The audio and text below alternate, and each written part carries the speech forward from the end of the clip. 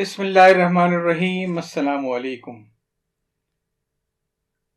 کتاب کا تعارف اور کتاب سے اقتباس، اس سلسلے میں آج میں آپ کو اقتباس سناؤں گا اپنے والد مرحوم کی آپ بیتی سے، جس کا نام ہے سرگزشت، کلرک سے کلرک تک خود نوشت۔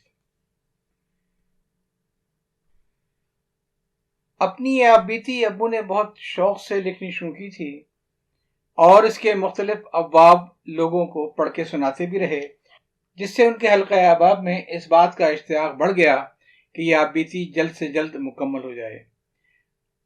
اور اکثر جب ان سے سوال ہوتا تھا اس آپ بیتی کے بارے میں تو وہ کہا کرتے تھے کہ اپنی اس آپ بیتی میں تو ابھی پیدا ہی نہیں ہوا ہوں، جب میں پیدا ہوں گا اس کے بعد کہانی آگے چلے گی۔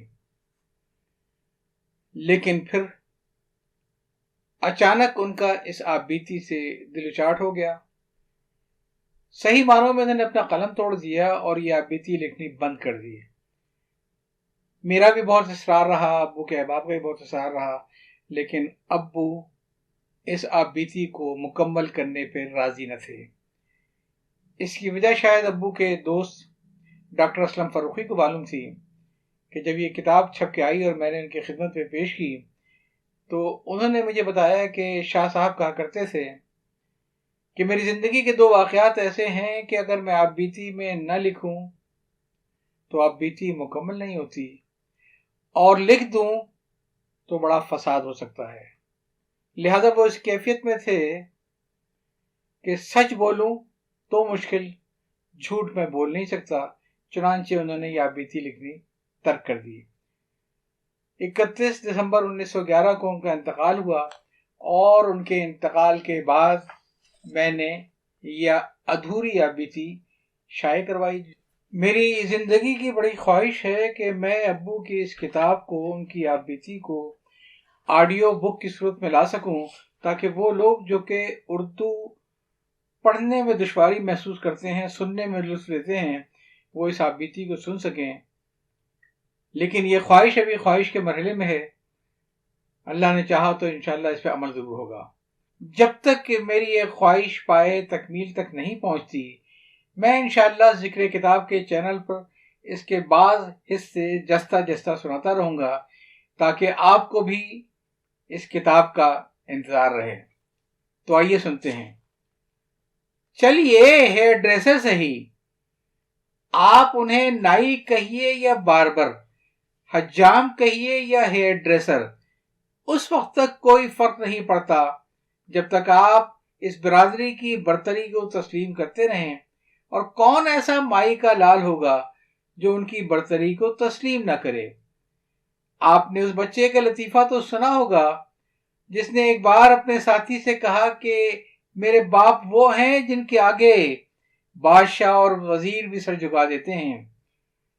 ساتھی نے پوچھا، کیا وہ کوئی بہت بڑے پیر ہیں؟ بچے نے جواب دیا، نہیں، وہ حجام ہیں، اور اس برادری کے افراد کے آگے تو واقعی راجہ اور بادشاہ بھی سر جھکانے پر مجبور ہو جاتے ہیں، خواہ اس میں ان کا کوئی عیب جسمانی ظاہری کیوں نہ ہو۔ آپ نے اپنے بچپن میں ببن حجام کا قصہ تو سنا ہی ہوگا، راجہ کے سر پر دو سینگ۔ کسی زمانے میں ایک راجہ صاحب کے شاہی حجام کا نام تھا ببن۔ ایک بار کسی مظلوم کی بددعا ایسی لگی کہ راجہ کے سر پر دو سینگ نکل آئے۔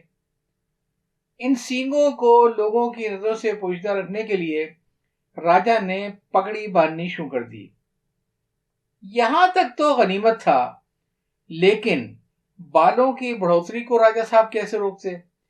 آخر جب خط بڑھے، زلفیں بڑھیں، کاکل بڑھے، گیسو بڑھے والی کیفیت ہو گئی تو راجہ صاحب نے ایک روز ببن حجام کو خلوت میں طلب کیا اور اسے یہ کہہ کر بال بنانے کا حکم دیا کہ اگر تمہیں کوئی عجیب بات نظر آئے تو اسے راز شاہی سمجھ کر بالکل پوشیدہ رکھنا، ورنہ نتائج و عواقب کے ذمہ دار تم خود ہوگے۔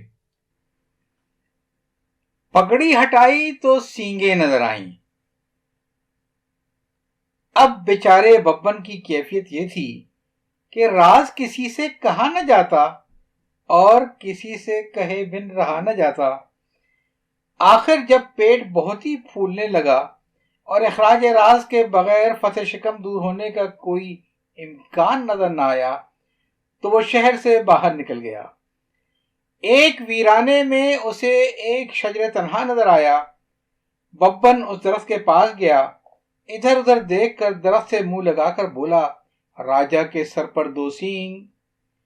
ببن تو اتنا زبردست راز درخت تک پہنچانے کے بعد اپنا پیٹ ہلکا کر کے واپس آ گئے، لیکن شومی قسمت سے کچھ دنوں کے بعد وہ درخت کاٹا گیا اور اس سے ایک ڈھولک یا سارنگی بنائی گئی۔ ایسا ہی کوئی آلہ موسیقی بنایا گیا۔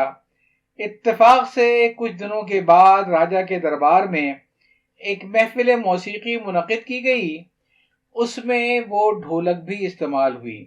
ڈھولچی نے جب ڈھولک کے دونوں طرف ہاتھ مارنے شروع کیے تو ان میں سوال و جواب کے انداز میں حسب ذیل مکالموں کی آواز آنے لگی۔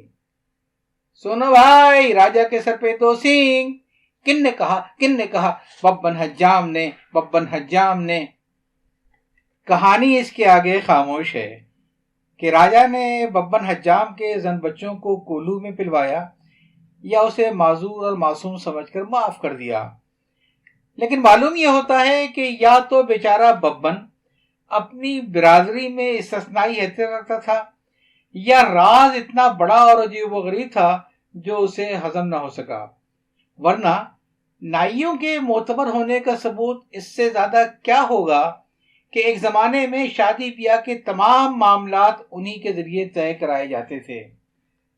مسلمان زمینداروں کے ہاں وہ رشتے تو طے نہیں کراتے تھے، البتہ بقیہ تفصیلات کی پیغام بری کے لیے ان کی آمد و رفت دونوں گھروں میں لگی رہتی تھی۔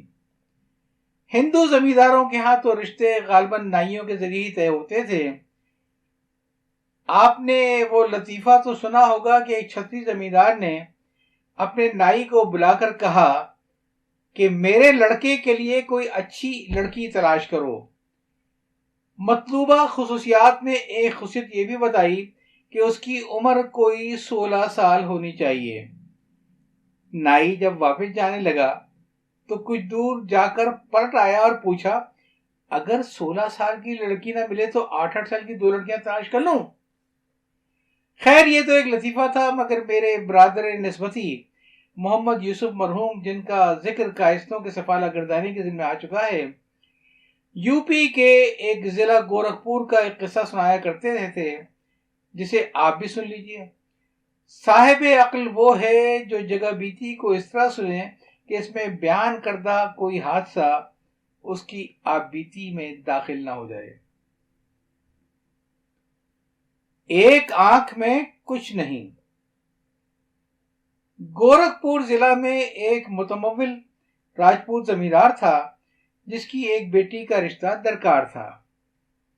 لڑکی شکل و صورت اور رنگ و روپ سے ٹھیک ٹھاک تھی، لیکن بدقسمتی سے اسے بچپن میں کوئی ایسی بیماری ہوئی جس سے اس کی ایک آنکھ بالکل بہہ گئی۔ آنکھ کی جگہ ایک گڈھا سا رہ گیا۔ دوسری آنکھ میں ایک سفید پردہ آ گیا جسے پھولی کہتے ہیں۔ پھولی تقریباً پوری آنکھ پر چھائی ہوئی تھی، بس ایک ذرا سا کونا خالی رہ گیا تھا جس سے بڑے مشکلوں سے وہ لوگوں کے عکس وغیرہ دیکھ لیا کرتی تھی۔ زمیندار نے ایک روز اپنے نائی کو بلایا اور اس سے لڑکی کا رشتہ تلاش کرنے کو کہا۔ شاید اسے اپنے ہم پلہ کسی زمیندار کا نام بھی بتایا کہ اگر اس لڑکے سے ہو جائے تو کیا کہنے۔ نائی لڑکی کا نقص جانتا تھا، لہٰذا وہ کچھ سوچنے لگا۔ زمیندار نے یہ دیکھا تو اس نے کوئی بہت بڑی رقم بتائی جو وہ کنیا دان کے طور پر داماد کو دینے کا ارادہ رکھتا تھا۔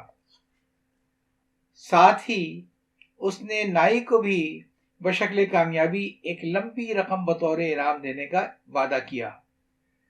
انعام کی رقم اتنی بڑی تھی کہ نائی نے یہ بیڑا اٹھا لیا۔ وہ لڑکے کے باپ کے پاس گیا، اس سے رشتے کی گفتگو کی۔ کنیا دان کی رقم اتنی تھی جسے سن کر لڑکے کے باپ کے منہ میں بھی پانی بھر آیا۔ بہرحال کچھ نہ کچھ معلومات تو حاصل کرنی ہی تھی۔ نائی کو بھی معلوم تھا کہ جب اندھی دلہن گھر میں آئے گی تو شامت نائی کی ہی آئے گی۔ آخر دوسرا فریق بھی راجپوت زمیندار تھا، لہذا نائی بہت محتاط ہو کر گفتگو کر رہا تھا۔ چند تمہیدی سوالوں کے بعد اس قسم کے قطعی سوال جواب ہونے لگے۔ لڑکی ناک کان سے بالکل ٹھیک ٹھاک ہے نا؟ ہاں جی ٹھاکر صاحب، آپ بھی کمال کا سوال کر رہے ہیں۔ آنکھ وانکھ سب ٹھیک ہے؟ ہاں جی سب ٹھیک ہے، بس ایک ہی آنکھ میں ذرا سی۔ کیا ذرا سی؟ کوئی خرابی ہے آنکھ میں؟ نہیں جی خرابی کوئی نہیں ہے، بس ایک آنکھ میں ذرا سی پھولی ہے۔ پھولی کا سن کر ٹھاکر کچھ مایوسی ہوئی، لیکن بھاری رقم نے خود اس کے آنکھوں پر پردے ڈال رکھے تھے، لہذا دل پر پتھر رکھ کر مکالمہ جاری رکھا۔ کیا اس آنکھ سے نظر نہیں آتا؟ نہیں جی، جس حصے میں پھولی نہیں ہے وہاں سے نظر آتا ہے۔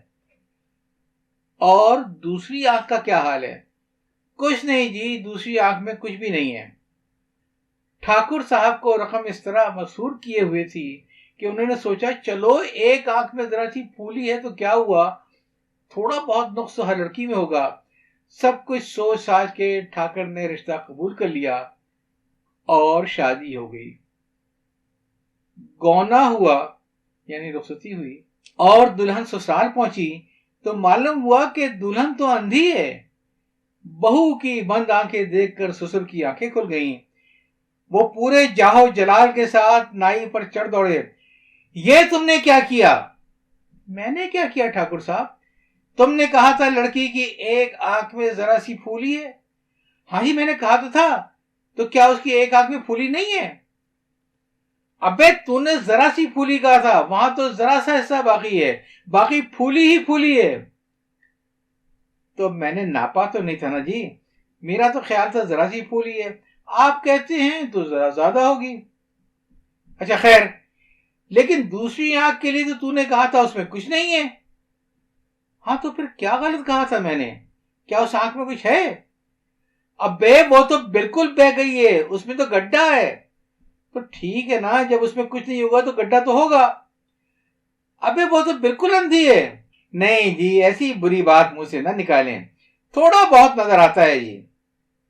مرحوم راوی کی زبانی لالچی ٹھاکر کا قصہ میں نے یہاں تک سنا تھا، مجھے نہیں معلوم کہ اس کے آگے کیا ہوا اور ٹھاکر اور اس کی اندھی بہو کے مابین کیا گزری، لیکن جو بات مجھے معلوم ہے وہ یہ کہ معتبر نائی نے اپنے ججمان کی پریشانی دور کر دی۔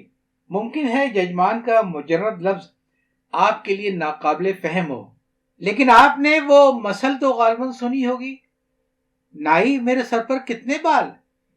ججمان ابھی آگے آ جاتے ہیں۔ اس مسل سے آپ کی سمجھ میں ججمان کا مفہوم تو آ گیا ہوگا۔ مزید آپ یوں سمجھیے، ججمان کے لغوی معنی ہیں مربی، آقا، مخدوم اور موکل وغیرہ وغیرہ۔ ہوتا یہ تھا کہ ہندوؤں میں برہمنوں اور ہندو مسلمان دونوں ہی میں مختلف پیشوں کی حامل برادریوں کے افراد، خصوصاً نائیوں کے اپنے حلقے ہوتے تھے۔ جس برہمن کے حلقے میں جتنے ہندو ہوتے تھے وہ ان کے ججمان اور متعلقہ حلقے ججمانی کہلاتے تھے۔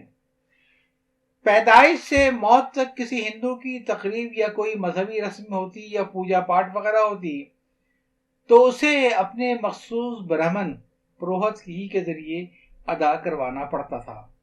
کسی دوسرے برہمن سے یہ خدمت لینا پہلے برہمن کی ججمانی میں مداخلت کے مترادف ہوتا۔ اسے نہ تو ججمان پسند کرتے اور نہ پہلے یا دوسرے برہمن۔ اسی طرح نائیوں، دھوبیوں، کوہاروں، کمہاروں کی اپنی اپنی ججمانیاں ہوتی۔ ان برادریوں کے تمام لوگ، خصوصاً دیہاتوں میں جس زمیندار کی زمین پر آباد ہوتے، وہ زمیندار تو ان کی ججمانی میں ہوتا تھا۔